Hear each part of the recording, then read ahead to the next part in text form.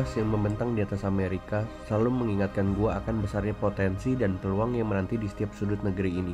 Gue datang ke sini bukan hanya sebagai seorang pengembara, tapi sebagai seorang pembisnis yang haus akan tantangan dan kesempatan. Amerika Serikat, negara yang selalu dikenal dengan tanah harapan dan impian, telah menjadi magnet bagi para pencari peluang dari seluruh dunia. Gue akan buktikan produk Indonesia akan menang di pasar Amerika.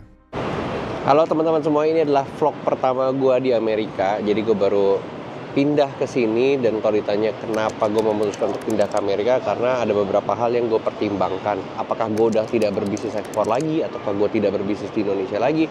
Sebenarnya nggak gitu teman-teman. Jadi gue tetap melakukan bisnis ekspor di Indonesia, tapi di Amerika bedanya adalah gue sekarang udah langsung fokus untuk di retail. Jadi gue ngerasa bahwa saat ini kalau kita cuma berfokus sama ekspornya doang, kita cuma transaksi sama buyer doang, terus udah gitu kita nggak ngerti sama pasar langsung di negaranya, menurut gue nanti kita tetap akan kalah gitu loh. Makanya gue memilih untuk gue tinggal di sini, gue melakukan bisnis retail di sini, gue membuat sebuah brand baru di sini. Kalau ditanya produknya apa, produknya adalah furniture. Kalau ditanya kenapa furniture, sebenarnya gue punya pertimbangan sendiri. Jadi untuk transaksi furniture Amerika sendiri per tahun itu nyampe 200 miliar dolar, dan transaksi dari Indonesia ke Amerika nilai ekspornya cuma 2 miliar dolar, jadi cuma 1%-nya. Itu sebabnya kenapa gue memilih untuk gue pindah ke Amerika, dan kalau gue bisa menggerakkan 0,5%-nya aja, gue udah bisa dapat 1 miliar dan gue bisa jadi self-made billionaire. Dan itu sebabnya gue yakin banget dalam waktu 2 tahun ke depan gue bisa jadi self-made billionaire, karena gue membawa furniture Indonesia masuk ke pasar Amerika direct tanpa harus cuma transaksi lewat pembeli atau importer di Amerika. Kalau kayak gitu berarti banyak dong yang harus dikerjain Ko Julio, banyak banget. Jadi pertama harus punya perusahaannya, harus punya gudangnya, harus punya distribusi logistiknya, harus punya permodalannya, semua harus punya di sini. Jadi di Amerika sendiri furniture itu mungkin agak sedikit berbeda dengan di Indonesia. Kalau di Indonesia misalnya nih ya, kita ada beli furniture bagus, mungkin kita nggak akan ganti 3-5 tahun kalau barang itu nggak rusak. Tapi di Amerika ternyata bisnis furniture itu dijadi kayak bisnis fashion.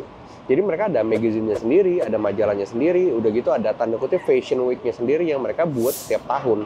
Jadi model-model yang saat ini mereka buat tuh udah buat model-model 2026 atau 2027. Dan video ini gue buat di tahun 2024. Jadi mereka emang udah melihat bahwa furniture itu sebagai sebuah fashion di Amerika. Itu sebabnya gue memilih untuk gue pindah ke sini, dan gue mau mengambil opportunity itu, dan gue harus bawa produk Indonesia masuk ke Amerika. 4 tahun gue mengedukasi ekspor di Indonesia, gue selalu bilang bahwa the next level of becoming exporter adalah bukan cuman lu ngirim kontainer, tapi lu udah bisa bikin brand sendiri di negara yang memang lu tuju, dan lu jadi raja di negara itu. Karena jujur ya, kalau misalnya kenapa gue mikir seperti itu, Cina sudah melakukan itu di Indonesia. Jadi sekarang orang yang ngerasa bikin produk lokal, jualan lokal, terus lu ngerasa aman-aman aja, lu salah. Orang yang mikir kayak gitu, pemikirannya menurut gue cetek. Jadi kalau lu ngerasa bahwa udahlah gue nggak mau ekspor, ngapain gue lokal-lokal aja, iya. Salah, karena sooner or later, cepat atau lambat, Cina akan menghabisi pasar ekonomi Indonesia. Gue udah ngomong ini 7 tahun lalu ketika gue punya startup namanya Piniship. Gue udah tahu banget bahwa Cina akan melakukan seperti ini. Pemerintah mereka itu lagi memang menyasar pasar Indonesia, dan memang mereka udah ngenyenter Indonesia nih. Bahwa ini negara yang emerging country, negara berkembang, konsumsinya luar biasa dari sisi masyarakatnya, dan mereka tahu gitu loh sebenarnya orang Indonesia sukanya apa. Jadi mereka akan masuk ke pasar Indonesia dengan barang-barang yang mereka udah tahu bahwa orang Indonesia tuh sukanya itu. Skincare lah, produk-produk fashion lah, atau apapun lah. Jadi memang mereka udah tahu banget, dan harga mereka murah sekali. Jadi kalau lu ngerasa sekarang lu bisa bersaing dengan mereka, lu salah besar. Aku bukannya pesimis dan bilang bahwa barang kita nggak bisa bersaing dengan Cina, tapi lu lihat aja banyak negara lawan Cina aja mereka kalah juga gitu loh. Jadi cara terbaik orang Indonesia bisa menang di negaranya sendiri adalah mereka buka pasar produknya ke luar negeri. Mereka harus melakukan bisnis ekspor, bukan karena gue bisnis ekspor dan gue punya komunitas ekspor akhirnya gue ngomong bahwa harus ekspor, enggak. Harus ada pionir di negara Indonesia, anak muda yang membawa perubahan, di mana orang-orangnya itu harus mulai pintar, mereka harus sudah mulai melek bahwa transaksi ekspor, bisnis ekspor tidak sesusah yang dibayangkan.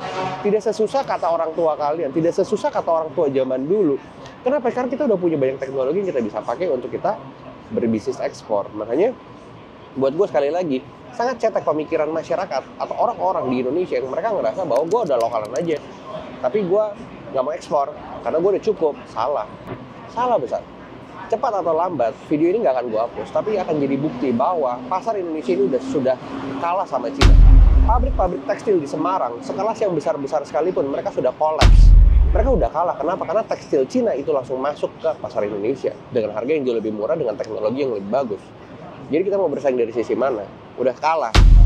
Gue tidak menyebarkan fear dan negatif atmosfer ke kalian lewat video ini, tapi gue mau ngasih tau ke kalian bahwa ada sebuah peluang yang luar biasa bagus. Ada 200 negara lebih di dunia ini, ada 7 miliar lebih penduduk di dunia ini, yang kalian bisa masukin negaranya, kalian ambil keuntungan di situ, dan kalian bisa jualan produk kalian. Itulah sebabnya kenapa gue pindah ke Amerika dan gue berbisnis di sini. Jadi kalau teman-teman yang ngerasa kayak Julio udah nggak cinta lagi dengan Indonesia, salah. Karena gue saking cintanya dengan Indonesia, gue sayangnya dengan masyarakat Indonesia, gue harus kasih lihat ke kalian bahwa ada anak muda, orang biasa dari Indonesia bisa bawa produk-produk Indonesia dan menjadi self-made billionaire di Amerika. Nggak cuma di Amerika, gue akan masuk ke pasar-pasar lain, tapi gue mulai dari Amerika. Jadi ini adalah vlog pertama gue pengen kalian ngerti bahwa bisnis ekspor tidak secetek yang kalian bayangkan, tidak sesusah yang kalian bayangkan. Gue akan buktikan bahwa anak muda kayak gue, latar belakang gue tidak punya pendidikan tinggi, tapi gue yakin bahwa dengan kerja keras, dengan semangat, orang Indonesia bisa sukses dan bawa produknya di mata dunia.